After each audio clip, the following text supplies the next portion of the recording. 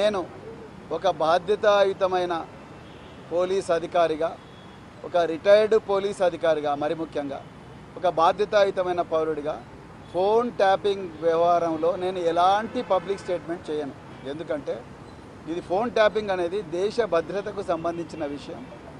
ఒకవేళ ఎవరైనా ఈ ఫోన్ ట్యాపింగ్లో తప్పులు, అంటే ఫోన్ ట్యాపింగ్ అనే టెక్నాలజీని కానీ ఆ ప్రొసీజర్ని కానీ వాడుకొని మరి వాళ్ళ స్వార్థ ప్రయోజనాల కోసం వాడుకొని ఉంటే వాళ్ళు తప్పకుండా చట్టపరంగా శిక్షార్హులే. అంతే తప్ప నేను ఒక బాధ్యత గల ఒక సీనియర్ రిటైర్డ్ పోలీస్ అధికారిగా, అదేవిధంగా ఒక బాధ్యతాయుతమైన రాజకీయ నాయకుడిగా నేను దేశ భద్రతకు సంబంధించిన ఈ వ్యవహారంలో ఎలాంటి కామెంట్ చేయాలని అనుకోవడం లేదు. ఒకవేళ ఎవరైనా తప్పు చేసి ఉంటే తప్పకుండా వాళ్ళను చట్ట ప్రకారంగా శిక్షించాలి, బరాబర్ శిక్షించాలి. అట్ ది సేమ్ టైం దీన్ని రాజకీయ ప్రయోజనాల కోసం వాడుకోకండి. నేను మళ్ళీ రిపీట్ చేస్తున్నా, రాజకీయ ప్రయోజనాలకు వాడుకోకండి. దేశ భద్రతకు సంబంధించిన విషయం. అందుకొరకు ఎలాంటి పరిస్థితులు కూడా నేను దీని మీద ఎలాంటి పబ్లిక్ స్టేట్మెంట్ ఇవ్వను మిత్రులారా. Thank you very much. అదే చెప్పిన కదా ఇప్పటివరకు. నేను మళ్ళీ చెప్తున్నా, ఈ ఫోన్ ట్యాపింగ్ వ్యవహారం అనేది దేశ భద్రతకు సంబంధించిన విషయం. దాని మీద నేను ఎలాంటి పబ్లిక్ స్టేట్మెంట్ చేయను. మళ్ళీ అదే ప్రశ్న అడుగుతున్నాడు బ్రదర్. నేను చెప్పిన కదా, భద్రత అంటే క్రిమినల్స్, టెర్రరిస్టులు వాళ్ళకి సంబంధించింది. మీరు ఒక రిటైర్డ్ పోలీస్, అంటే పోలీస్ పదవికి రాజీనామా చేసి వచ్చి ప్రజలకు సేవ చేయడానికి వచ్చారు. మీ ఫోన్ కూడా ట్యాపింగ్ చేశారు. అంటే ఇక్కడ ఎట్లా చూడాలంటారు సార్? దేశ భద్రత అంటున్నారు, కానీ ఇక్కడ ప్రజాప్రతినిధులు ఈ విషయం పోలీసు వాళ్ళు ఇన్వెస్టిగేట్ చేస్తున్నారు.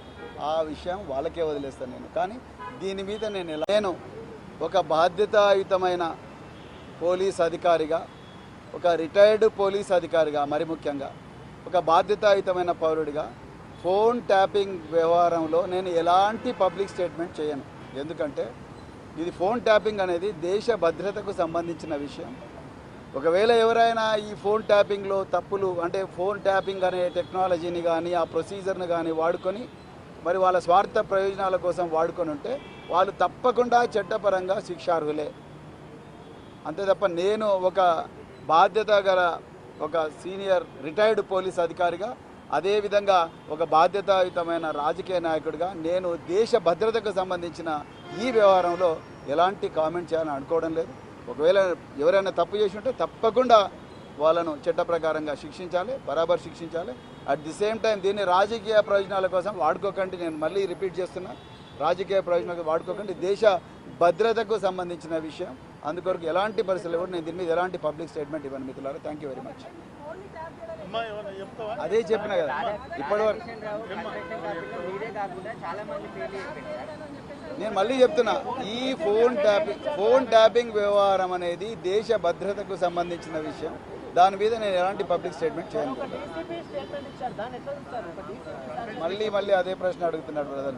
నేను చెప్పిన కదా, భద్రత అంటే క్రిమినల్స్, టెర్రరిస్టులు వాళ్ళకి సంబంధించింది. మీరు ఒక రిటైర్డ్ పోలీస్, అంటే పోలీస్ పదవికి రాజీనామా చేసి వచ్చి ప్రజలకు సేవ చేయడానికి వచ్చారు. మీ ఫోన్ కూడా ట్యాపింగ్ చేశారు. అంటే ఇక్కడ ఎట్లా చూడాలంటారు సార్? దేశ భద్రత అంటున్నారు, కానీ ఇక్కడ ప్రజాప్రతినిధులు ఈ విషయం పోలీసు వాళ్ళు ఇన్వెస్టిగేట్ చేస్తున్నారు.